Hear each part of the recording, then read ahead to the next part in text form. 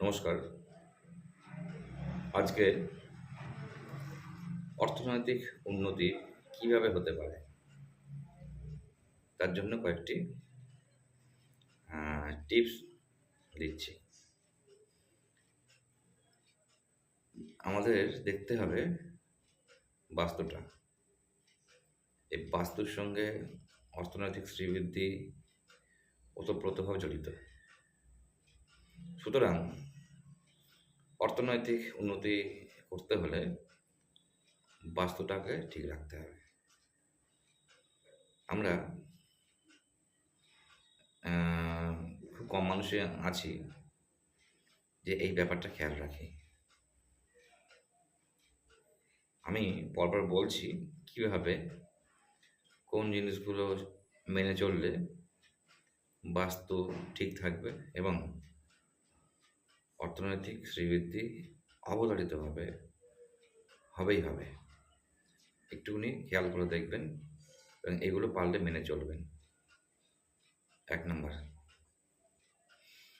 আয়না একটু দেখবেন তো খেয়াল করে কোন দেওয়ালে রাখা আছে।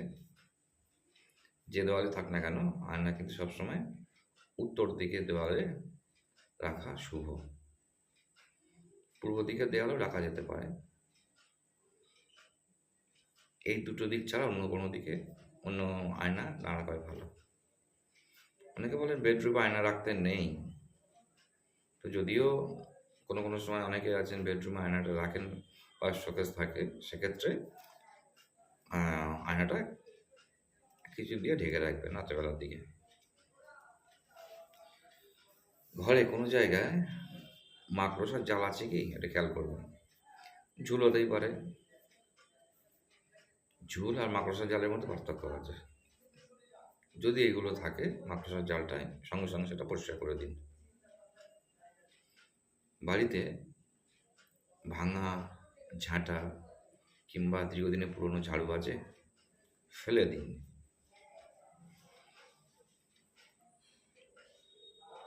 বাথরুমটা কি ভুল জায়গায় হয়ে গেছে? এবারে যদি হয়ে গিয়ে থাকে, ভেঙে চুরে তো রিকনস্ট্রাকশন করা সম্ভব নয়। কি করবেন?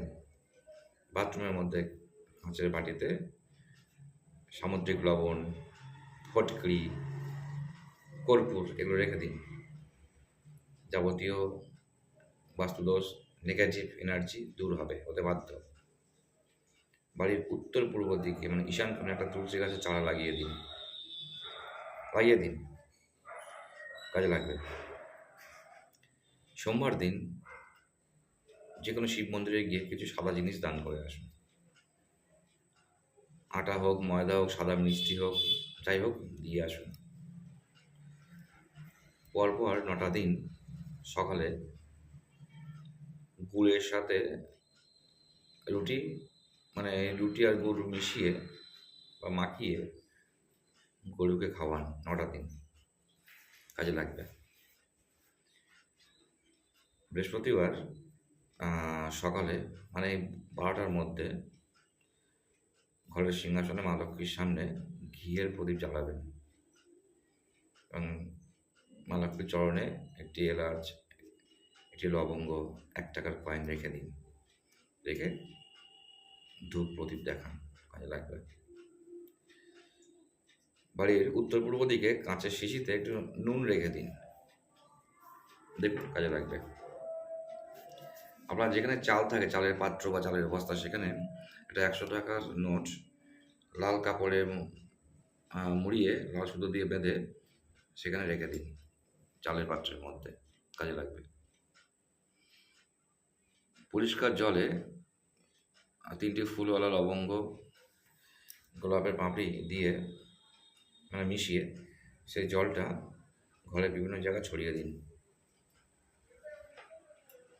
বৃহস্পতিবার ১ গ্লাস আখের রস তুলসী গাছে গোড়া দিতে পারেন, কাজে লাগবে।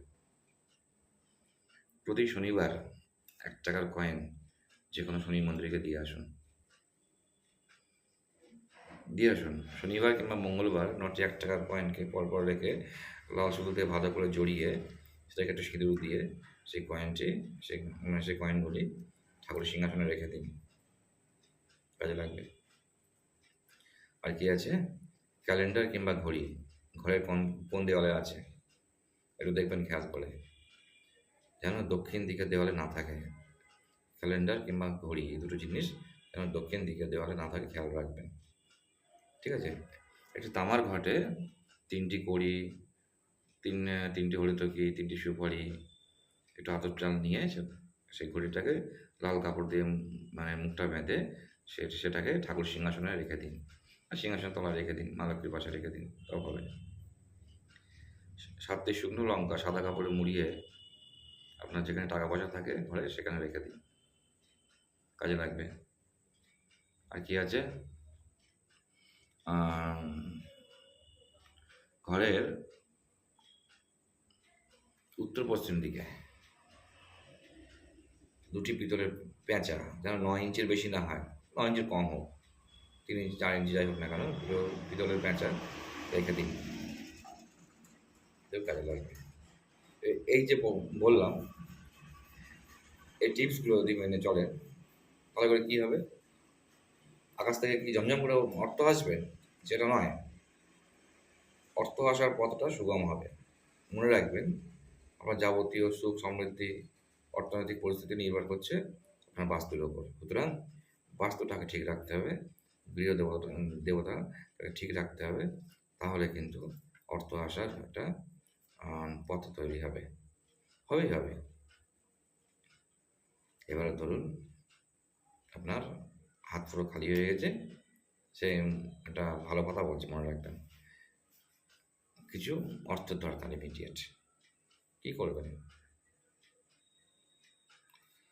বাঁ হাতের যে এই জায়গাটা দেখছেন তো, ঠিক এখানটায় একটু হলুদ নেবেন, হলুদ নিয়ে এই জায়গাটা এরকম করবেন, ওং নম ভগবতে বাসুদেবায় নমঃ, ওং নম ভগবতে বাসুদেবায় নমঃ, ওং নম ভগবতে বাসুদেবায় নমঃ, এরকম 21 বার করে বলবেন, আর পুকুরটা মুখস্থ থাকবেন। দেখুন তো কী হয় করে। তবে করার আগে মনে বিশ্বাস ভক্তি রাখতে হবে। এই আন্দাজে আলটপকায় করলাম ফাটকা পাবে, তাহলে কিন্তু হবে না। ভক্তি সহকারে এগুলো ফলো করবেন, এগুলো করুন, আপনার পরিস্থিতি পুরো পাল্টে যাবে, যেতে বাধ্য। তবে একটা জিনিস যেটা আমরা ছোটোবেলা থেকে শিখে আসছি, honesty is the best policy. যদি অনেস্টি না থাকে তাহলে কিন্তু কাজ করা কিচ্ছু হবে না। নিজের মধ্যে অনেস্টি নিয়ে আসুন আগে, ঠিক আছে? পারলে গরিবদেরকে কিছু কিছু দান করুন। আর দান করা মানে এই না যে জামা কাপড় হ্যান দান করুন, আপনার ক্ষমতা অনুযায়ী 2-1 টাকা দিতে পারেন, দিন। যাই দেবেন সেটাই আপনি ফিরে পাবেন। এই ইউনিভার্স আপনাকে ফিরিয়ে দিতে বাধ্য। এই ইউনিভার্সের নিয়মটাই তাই। আপনি মন থেকে শুদ্ধ মনে, এক মনে যাকে যেটা দেবেন, ইউনিভার্স সেটা আপনাকে ফিরিয়ে দেবে, দেবেই দেবে। কিপটেমি করবেন তা কিচ্ছু হবে না, হবেই না। মন খুলে মানুষকে দিয়ে যায়, কাজে লাগবে। যেগুলো কথাগুলো বললাম, যদি আপনি যত্ন সহকারে এগুলো মেনে চলতে পারেন, আপনি নিজেই বুঝতে পারবেন আপনার পরিস্থিতিটা কীভাবে চেঞ্জ হচ্ছে।